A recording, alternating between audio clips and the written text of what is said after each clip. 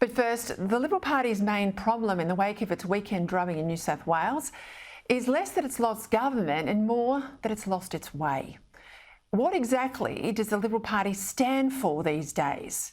It can hardly be greater freedom and smaller government, because while the New South Wales government wasn't as lockdown crazy as Victoria during the pandemic, its people still had to endure 2 largely lost years. And it can hardly be budget responsibility because, again, while not as debt addicted as Victoria, the New South Wales government debt's rising fast because the Liberals too have thrown money at every political problem.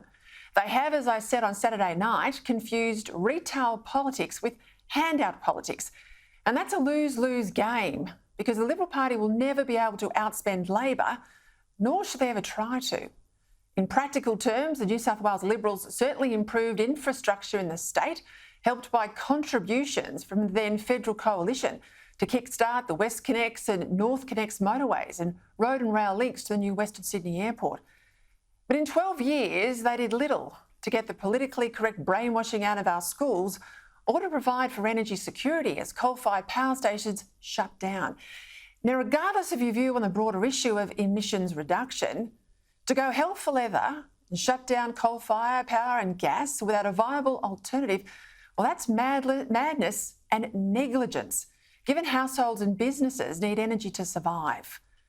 It was never going to be easy to win a 4th term, and Dominic Perrottet, well, he certainly made a good start as Premier, immediately ending hotel quarantine for travellers. But he then spent his next 18 months in office placating Teal voters, bending over backwards not to be the Conservative he once was, rather than running the best possible government for the whole state based on Liberal Party values rather than Keen's progressive poison. Liberal governments are always in great danger when they run as Labor light, Labor without the unions.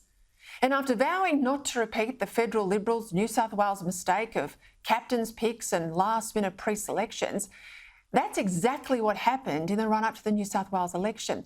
25 days out from the election, 17 seats did not even have a Liberal Party candidate.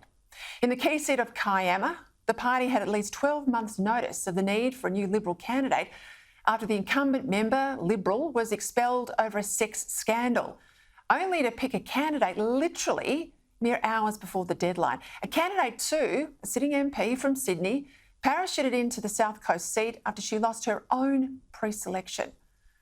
Elsewhere, several high-quality potential candidates were prevented from nominating by the Secretive Nomination Review Committee in order to give the preferred factional pick a free run.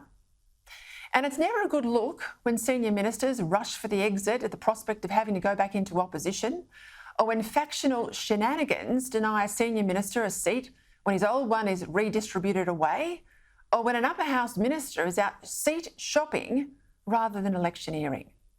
It makes the party look like it's a vehicle for careerism rather than better government based on strong convictions and Liberal values. On election night, so-called moderate Liberals were crowing that their tougher on emissions and federal Labor policies had saved several seats from the Teals. Here's one. In those seats where the Teals had a concerted effort to ensure there was a change of government, the Keen approach has battered those away. We've retained North Shore, and it looks like some of those on the beaches, because of those policies, have demonstrated that that's worked. Does that work across the whole state? No. I think it's delusional. Does it matter about it? I think it's delusional. Delusional. It seems that rather win seats where they prefer to live than win the western suburban seats they need to be in government.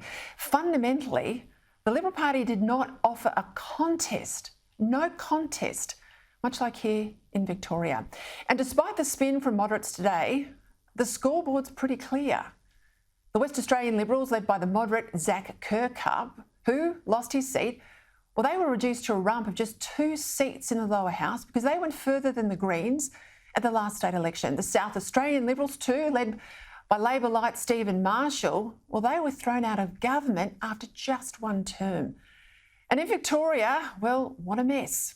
Permanent opposition, it would seem, when led by Labor light Liberals. And after the deeming fiasco today, not looking like they'll ever get out of opposition anytime soon. And contrast this with the National Party, who for the last few elections, state and federal, have largely held their seats and gained some. In Victoria, as an example, in November, their best ever result since the 1930s.